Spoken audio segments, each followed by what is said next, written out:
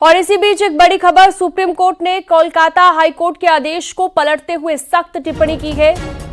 Rape के एक मामले में कोलकाता हाई कोर्ट के फैसले को पलटते हुए सुप्रीम कोर्ट ने आरोपी को रेप की धारा के तहत दोषी करार दिया है।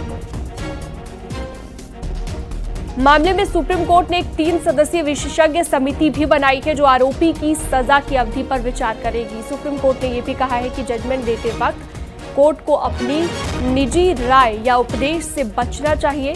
सुप्रीम कोर्ट ने हाई कोर्ट की टिप्पणी को बेहद आपत्तिजनक और गैर जरूरी बताते हुए अनुच्छेद 21 के तहत मूल अधिकारों का हनन बताया। कोलकाता रेप मर्डर केस पर सुप्रीम कोर्ट की सख्त टिप्पणी, महिलाएं सुरक्षा से वंचित हो रही हैं और महिलाओं को सुरक्षा नहीं तो उनके अधिकारों का हनन जरूरी है। तो उनके हनन को लेकर दरअसल ये कहा गया है कि अगर सुरक्षा नहीं तो उनके अधिकारों का हनन नहीं होना चाहिए। ये बड़ी बातें सुप्रीम कोर्ट की ओर से कही गई हैं।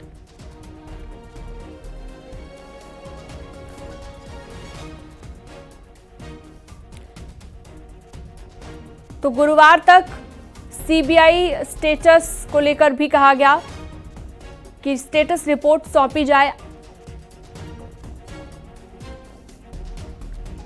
एफआईआर दर्ज करने में देरी क्यों हुई, ये भी सवाल पूछा गया। सुप्रीम कोर्ट ने ये 10 बड़ी बातें कही हैं। हमें डॉक्टरों की सुरक्षा की चिंता है, ये भी सुप्रीम कोर्ट ने कहा है। ये देश के डॉक्टरों की सुरक्षा का मामला है और पीड़िता का नाम उजागर होना चिंताजनक है। ये सभी बातें सुप्रीम कोर्ट ने कही है। कोलकाता रेप मर्डर केस को लेकर सुप्रीम कोर्ट में सुनवाई हुई है और सख्त टिप्पणी महिलाओं की सुरक्षा को लेकर सुप्रीम कोर्ट की ओर से की गई। तो शव सौंपने के 3 घंटे बाद एफआईआर दर्ज क्यों की गई और एफआईआर दर्ज करने में देरी क्यों हुई, ये सभी सवाल यहां पर उठाए गए हैं।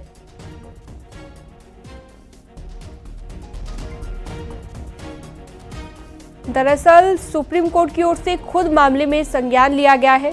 स्वतः संज्ञान लेते हुए सुप्रीम कोर्ट ने सुनवाई की है और अब सुनवाई के बाद ये बातें निकलकर सामने आई हैं।